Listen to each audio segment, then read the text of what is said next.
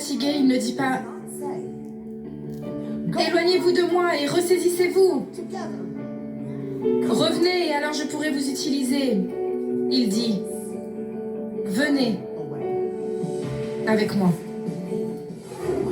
Ma cousine de 38 ans, 38, 4 petits-enfants. Le jour arrive et tu ne connais ni le jour ni l'heure. Moi non plus. Quand on va devoir se tenir devant lui et rendre compte de la façon dont on a géré ce qu'il nous a confié. Je vous demande ce soir, comment gérez-vous votre mission? Parce que mesdames, si vous pensez que vous êtes jeune à cause de votre âge, écoutez-moi. Si vous avez 20 ans, mais vous n'avez que jusqu'à 30 ans pour vivre, vous êtes assez vieille. Si vous avez 50 ans et que vous allez vivre jusqu'à 100 ans, alors vous êtes assez jeune. L'âge n'est qu'un chiffre, mon ami. Et toi et moi, nous ne pouvons pas nous qualifier jeunes ou vieux en fonction de notre date de naissance. C'est basé sur notre date de décès, puisqu'on ne sait pas quand sera ce jour. Mais je vous implore, mes sœurs, par la miséricorde de Dieu, de marcher d'une manière digne de l'appel par lequel vous avez été appelés.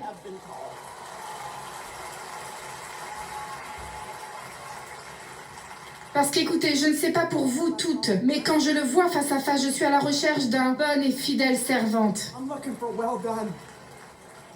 Quand je vais le voir, il ne me demandera pas combien d'abonnés Instagram j'avais. Il ne me demandera pas si les gens ont aimé ou non mes posts. Il ne sera pas intéressé de savoir si mes selfies étaient parfaitement éclairés ou non. Il me demandera si je connaissais son fils. Et puis je rendrai compte.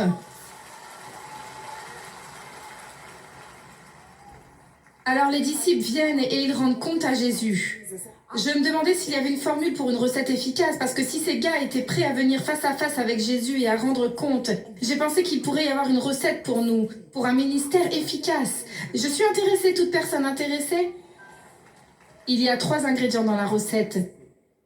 Luc 9:1, il est dit, il les a appelés.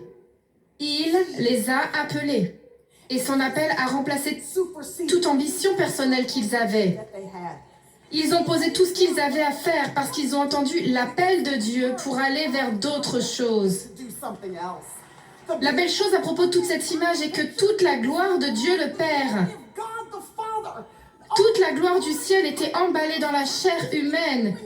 Jésus voulait tellement, Dieu le Père voulait tellement s'assurer qu'il pouvait parler, afin que l'humanité puisse entendre qu'il a quitté son trône de gloire.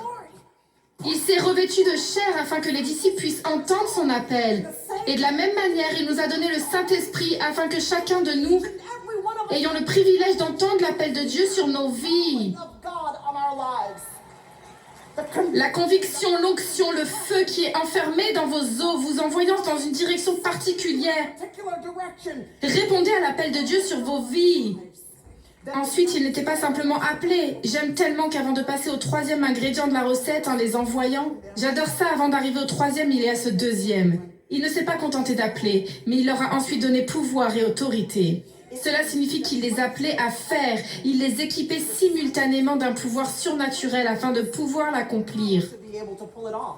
C'est donc une bonne nouvelle pour tout le monde dans la pièce que vous ayez l'impression d'avoir un rêve qui dépasse toute logique. Vous avez été appelé à faire quelque chose. Vous n'avez pas l'argent, pas le temps, pas la patience, pas les dons, pas le talent.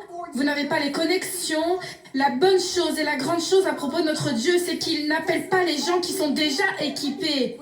Il vous appelle. Et puis, pour les gens qui disent oui, il les équipe de ce dont ils ont besoin pour l'appel.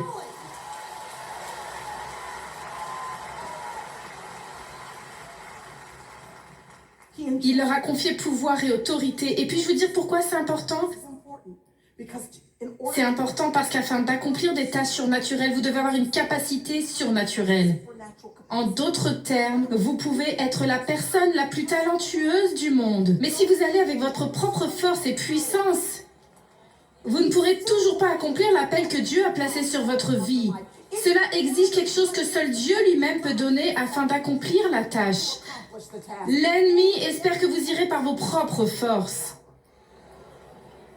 Il espère que vous penserez que vous êtes assez flashy, assez averti, assez talentueuse, assez impressionnante pour ne plus vous appuyer sur Dieu, mais sur votre propre compréhension. Mais ce n'est pas par le pouvoir, ce n'est pas par la force, c'est par l'Esprit de Dieu. Et certaines placent leur confiance dans les chevaux, les autres font confiance aux chars, mais pas nous. On place notre confiance dans le nom du Seigneur, notre Dieu. Alors il les a appelés et ensuite il les a équipés, il leur a donné un trésor. Puis, il les a envoyés. C'est lui qui a envoyé. Résistez à l'envie de vous envoyer vous-même.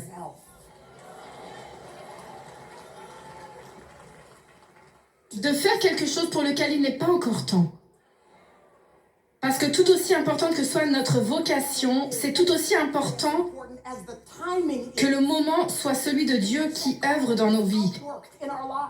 Si tu pars trop tôt, tu pourrais, si tu accouches trop tôt, à ce que Dieu essaye de produire à travers toi, tu pourrais avorter ce qu'il essaye d'accomplir en toi. L'épine dorsale spirituelle, la fortification qu'il essayait d'établir en toi, pour que tu puisses gérer les projecteurs quand ils t'éclatent. Parce qu'écoute, ce projecteur dont tu as peut-être envie, s'il t'éclate et que tu n'as pas de caractère, il te brûlera en un rien de temps.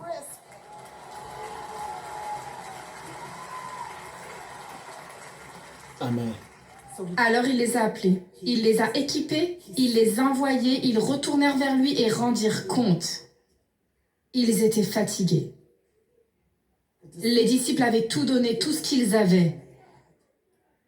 Et je sais qu'il y a certaines d'entre vous dans la pièce, vous admettrez que vous ne l'avez pas fait parfaitement, mais vous avez été déterminés. Vous avez été intentionnel à propos de ce mariage, vous lui avez donné tout ce que vous avez. Vous avez été intentionnel à propos de cet adolescent, vous avez donné à ce gamin tout ce que vous avez. Ce bambin qui a cette courbure spécifique, ce problème spécifique, vous avez fait tout ce que vous pouvez, en allant voir tous les experts que vous pouvez, en lisant tout ce que vous pouvez afin d'être la meilleure possible. En tant que mère célibataire, vous avez tout donné, tout ce que vous avez, en travaillant aux emplois que vous avez à faire, afin de garder la nourriture sur la table. Vous avez donné tout pour cette entreprise, ce ministère, tout ce que vous avez. Et Jésus savait que les disciples étaient fatigués. La bonne nouvelle au sujet de Jésus est que lorsque les disciples viennent à lui fatigués, il ne dit pas « Éloignez-vous de moi et rassemblez-vous, revenez, alors je pourrai vous utiliser. » Il dit « Venez avec moi. » Il dit « Venez avec moi. » En d'autres termes, écoutez, le remède à votre épuisement est l'intimité avec Jésus. C'est le remède. Je suis d'accord, prenez des vacances, reposez-vous, dites-leur que vous avez besoin d'un petit congé sabbatique, que vous devez prendre du recul juste un peu, vous avez besoin d'un peu de marge dans votre vie. Prenez des vacances, mais ne prenez pas de vacances de Jésus. Ne prenez pas de congé sabbatique dans votre relation avec le Seigneur. La prière ne devrait pas sortir de votre emploi du temps parce que ce sont vos jours de repos. Vous avez toujours besoin d'être la biche qui soupire auprès des courants d'eau. Votre âme doit être reconstituée et ne peut pas être constituée si vous n'avez pas d'intimité avec lui. Vous essayez de comprendre. Seigneur, tu m'as dit que j'allais être réapprovisionné, tu m'as dit que j'allais être rafraîchi, tu m'as dit que tu avais quelque chose que tu voulais me donner. Pourquoi m'emmener ici, à cet endroit où je suis pressé par une multitude de problèmes, de préoccupations, de frustrations? Il y a quelque chose qui me submerge, qui est plus grand que ce que j'ai l'impression de pouvoir gérer. Pourquoi m'amener ici? Ça nous dit que l'histoire du miracle avec 5000 ne concerne pas seulement les 5000. Il s'agit aussi des disciples. Il ne s'agit pas seulement de nourrir la multitude, il s'agit de nourrir les disciples. Physiquement, spirituellement, émotionnellement. Il nous dit que les 5 pains et les 2 poissons sont les cadeaux à la multitude. Mais la multitude est le don aux disciples. Parce que la multitude est ce qui va les obliger à ouvrir enfin leur tiroir afin d'en sortir le trésor qu'ils auraient autrement ignoré. afin de le placer entre les mains d'un maître multiplicateur qui va leur montrer à quoi ça ressemble quand il prend leur petit peu et en fait beaucoup. Il n'y a pas de renouvellement tel que quand on regarde Dieu multiplier vos pains et vos poissons.